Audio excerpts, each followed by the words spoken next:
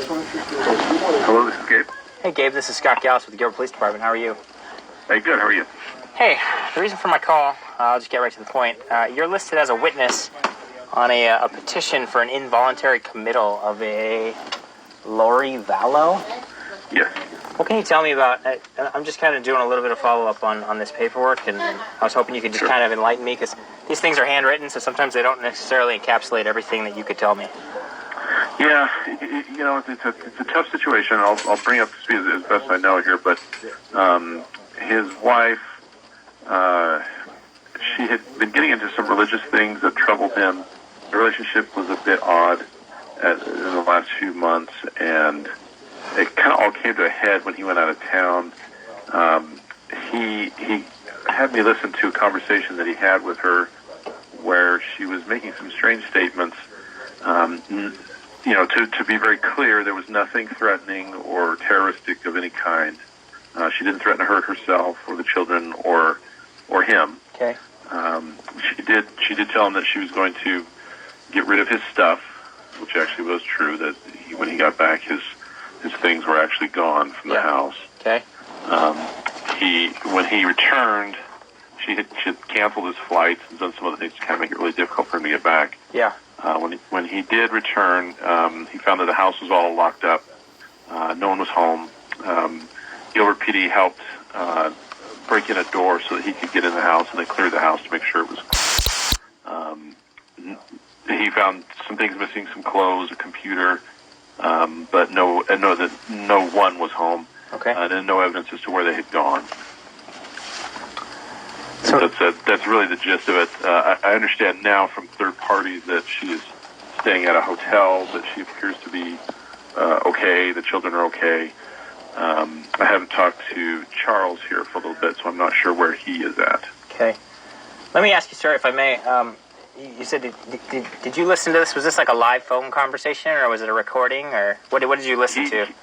He put me in on a conversation. He just he didn't give me kind of warning on it. He just said, "Hold on a sec," and then I guess put me in on a conference call that he was doing with her. Yeah. And I thought I was listening to a recording at first, and then it dawned on me after a minute or so that this wasn't a recording; that it was actually a live conversation. Okay. And then that it ended pretty quick right after that. Okay. And just so I'm clear, she didn't threaten him, the children, or herself in that conversation? No, everything was subjective. She did use the word destroy. She said, "I will destroy you," but it was done in a very subjective way that it didn't necessarily come across as a direct threat to him or the children or herself. Okay. Like it could have been destroy his reputation or something less literal? His spirit, for all we know, his spirit powers or something, it's just very non-specific. Okay. When she was speaking, and I know you said it was short, did she seem coherent, or was she... She seemed coherent, but her statements were strangely irrational. She was accusing him of something, but would not tell him what it was. Okay. She seemed to indicate, again, in a somewhat oblique way, that he wasn't who he said he was, that he was... And the only thing that actually concerned me out of the conversation that I thought was beyond the pale, so to speak, was, he said, "Hey, I just want to see the kids," and she said something to the effect of, "Well, you want the kids, I'll give them to you," which I thought was a bit strange for a mom to say. Yeah. And that was kind of what made me wonder what was actually going on in her mind at that moment. Okay. But she sounded very lucid as she was speaking. Okay. All right, sir. I think that's all. I really appreciate your time. I know this is an awkward position for you to be in, but I do appreciate the extra info. No problem. I want to see everyone treated the best they can, and if she is in a bad state, that she gets the right kind of care, and hopefully this will resolve itself in the best way possible for those poor kids. Yeah, I don't think anybody would disagree with you. So, okay. Thank you again. Well, thank you, sir. All right. Bye.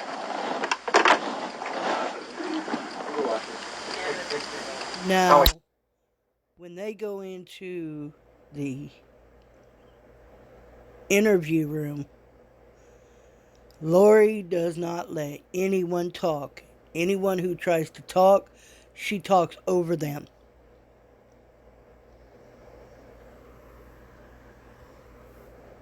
including her daughter, Tylee.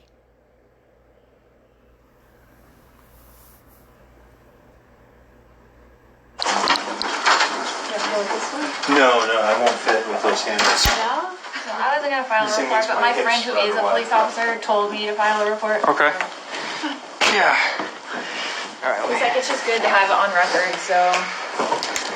Yeah, okay. I got a little bit of info from dispatch. Yeah. Said he stole your phone and What happened? your purse. My Yeah. Why'd you tell us whole what purse. So yesterday, I got in an argument with my husband on the phone, and he was in Texas working, and I found some stuff that he'd been doing, so he was really defensive. And so I took the kids. We spent the night in a hotel because I knew he was coming home. And so this morning when I took my son,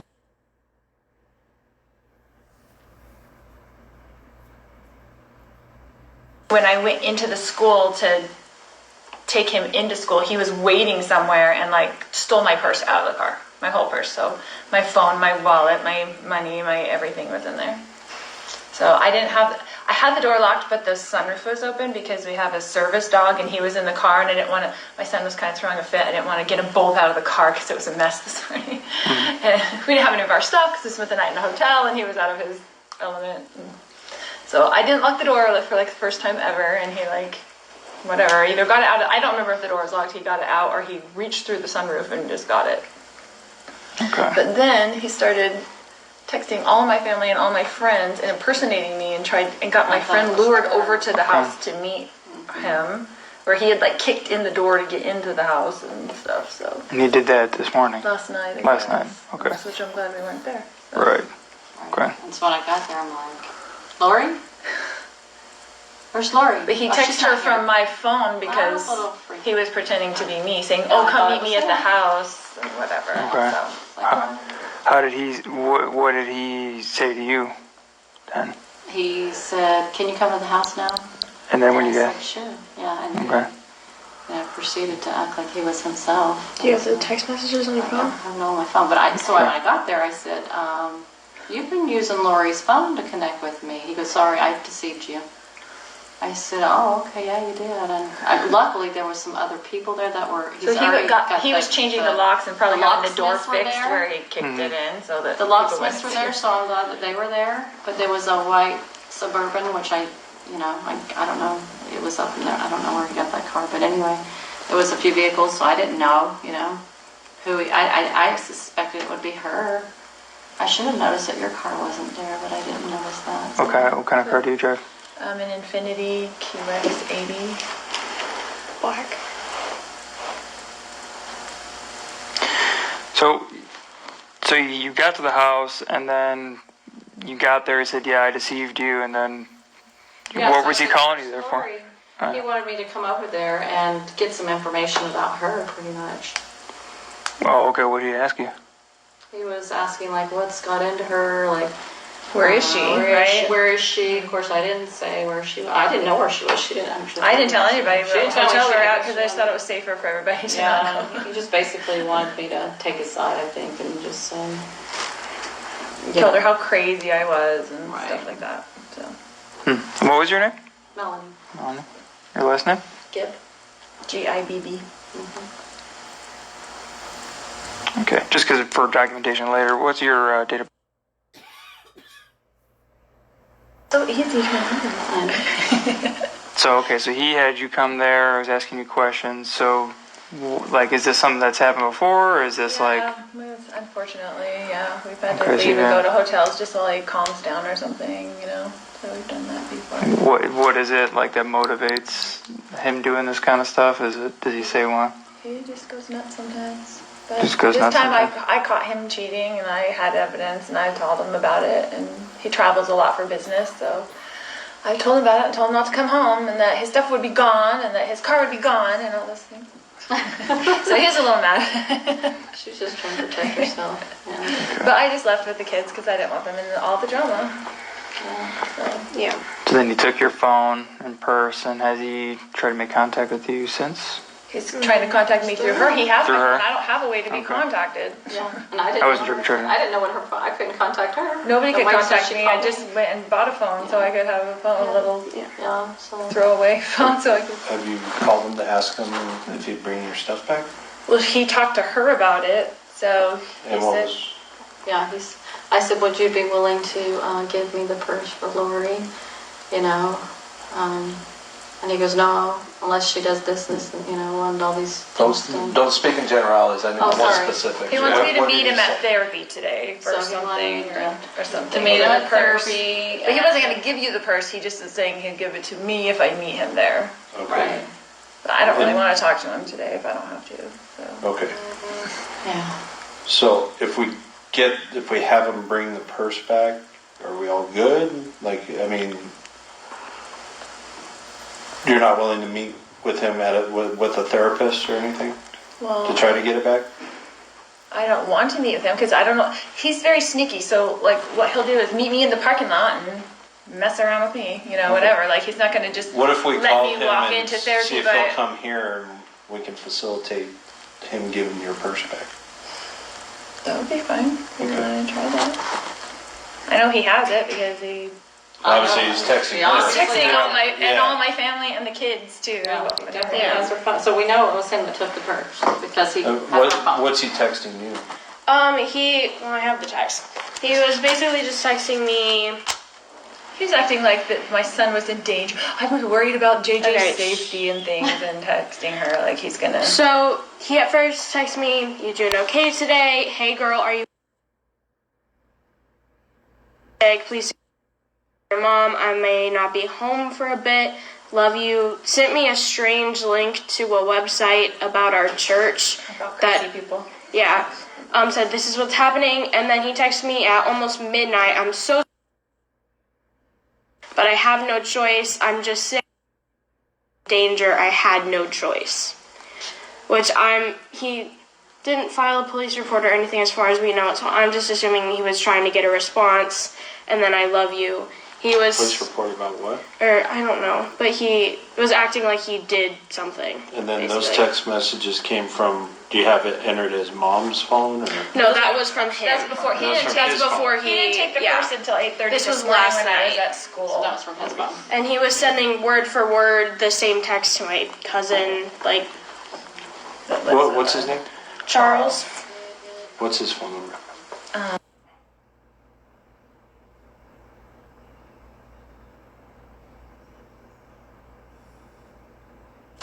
You have the same last name as you, I'm assuming? Yeah, Vallow.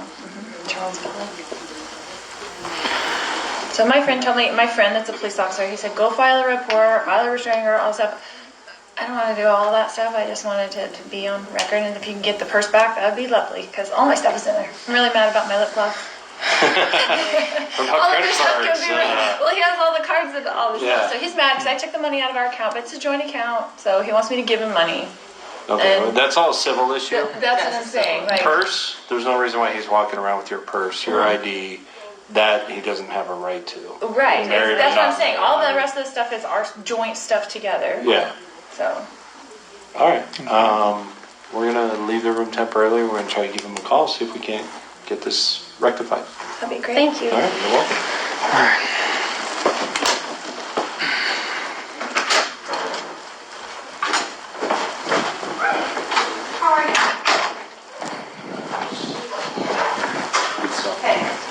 You want to try calling or do you want me to call?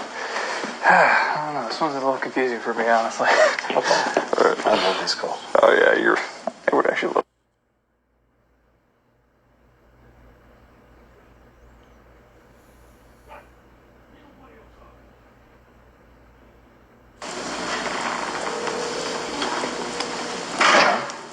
What's that? Charles. Hello? Hi, this is Officer Edgerton, Gilbert PD. Is this Charles? Hey, Charles. The reason why I'm calling right now is your wife's at the police department claiming you stole her purse and her cell phone.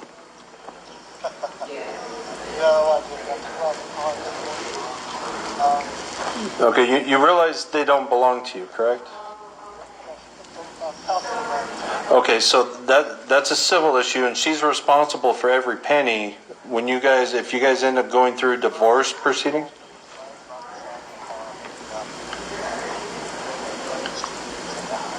Okay, and you also texted a friend to meet you at the house last night?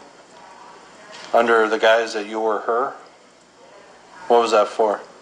So you texted a friend of hers to meet you at the house last night using her cell phone. What was that all about? Oh, this morning?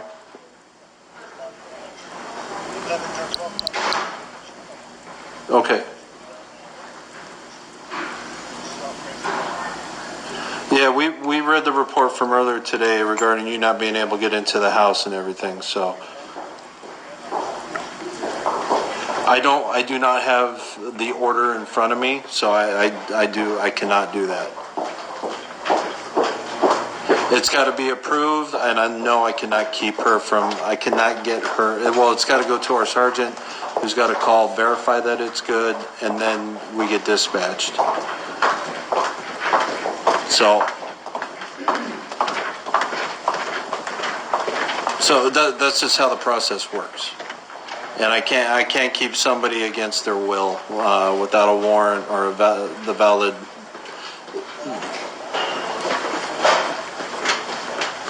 Well, I'm telling you right now, we have a process. You come here, you turn it in, it goes to a sergeant. Sergeant calls the doctor. Okay, well, I don't have that, and for all we know, it's not valid anymore. I do not know. What I'm concerned about. Say what? Yeah, well, that's not what I'm discussing a whole separate issue right now, and that's her getting her belongings back. Okay, you're saying it's at the house, which you changed the locks on, correct? So she doesn't have access to. Yes. So. Unless you want to be charged with theft, we need to get that purse back to her. If you want to come here with the purse and that order, we can get this all try to figure it out. And the purse and her cell phone. Okay. So how soon can you be here? We're at the police department, 75 East Civic Center Drive, Gilbert and Warner. Thank you. All right. How long? All right. But he says he's coming.